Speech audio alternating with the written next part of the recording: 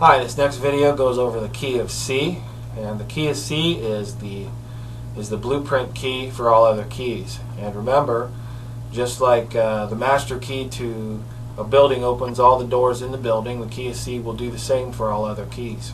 It contains the ingredients or the rules that are universal for music, that is, European music.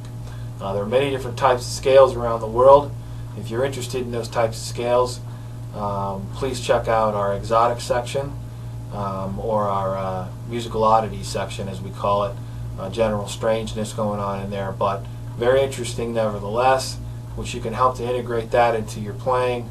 There's a couple scales in there that sound oriental, and I thought that those were just great to go over the blues, and you can integrate those stuff. But you are probably at the beginner stages right now. That might be something you might be interested in. There's also discussions in there and interviews and all kinds of different stuff with other people. And if there's not any interviews in there now, there will be very soon. A lot of these places on the site are still under construction. This is a work in progress, and just like all the other videos on the site, there will be more added every week forever, and your fee for the subscription will never ever increase.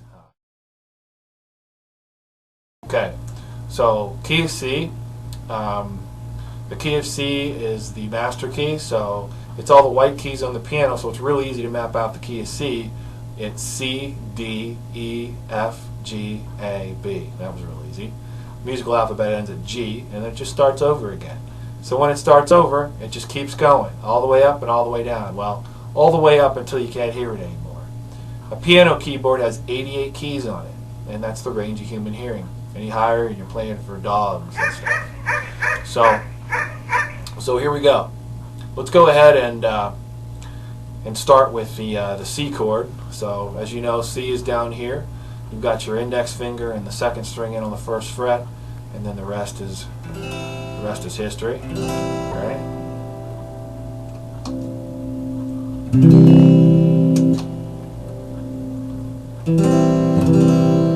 Okay. A little technical difficulty there. What happened? My volume knob must have been turned down or something.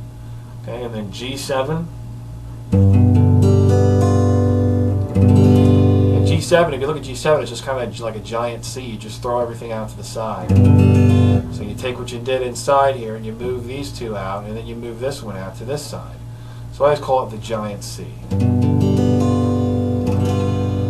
And remember, 7 chords have kind of that twangy blues backwoods type of sound to them. And just an FYI, you can exchange, or you can switch out any 7 chord for any major chord if you want to do it. So say for instance, if you're playing C and you want to spice it up a little bit, do the C7 version. See how that's a little more rock, and without it, it's sort of just a straight square, chord, sort of generic. Nothing wrong with generic. There's a time and a place for everything. Okay, so we did G7 and then F. F is the dreaded chord. Nobody likes this chord, and the reason why, and I figured it out in my 15 years of teaching, I finally figured it out. This here, we have to hold these two down with this finger. And some people just don't like this, and I know I didn't like it when I first started. I used to avoid the chord like the plague. And this finger here, the middle finger's here, and then you've got your two others over here. So this is the F that I recommend. Some people like the little partial F, okay, where you're just staying on top of the four highest strings over here, and then you avoid the 2 lowest ones. I go ahead and go for all 5, because one more string and you might as well just be barring it all the way across. So we're just going to do it like this. And this also provides you a good way to switch from C to F, C, F. So let's go ahead and just try and switch from C to F without playing first. So C, and your index finger stays in the same fret, right, for F, and then back to C, and remember it stays back here, and then F, and here again, and then back to F again. So there you go. Pretty easy stuff. It's not incredibly easy, but it can be easy. If you take the time out to practice, I'd say 20 or 30 minutes a day, you can get this stuff. And just in case you're wondering, there is a PDF download over here to the right side of this video. In the video description, it's a link, and if you click on that link, you can download a zip file that has 4 MP3 files, each played at a different beats per minute. 40 beats a minute, 70, 100, and then 130. And 130 is Holland. So, but 40 is like really super slow. Most people should be able to do that.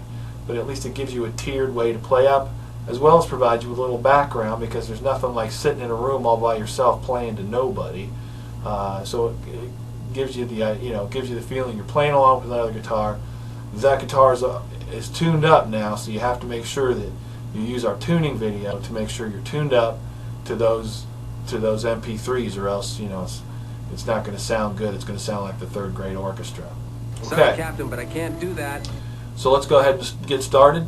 Looks like we're going to do C 4 times, then F 4 times, then C 4 times, then G 4 times, and then we're going to do C again, F again, and then we're going to do the flip. Remember the flip? We just take the last 2 chords the second time around and flip them around, and then we've got G7 and then C, okay, instead of C and then G7. It's a little music songwriting trick going on there.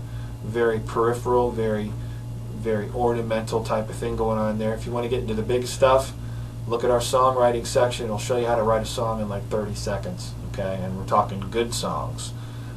Most of the really good songs, are like 3 chords, anyway, so why do we need to spend time on all this complex stuff anyway?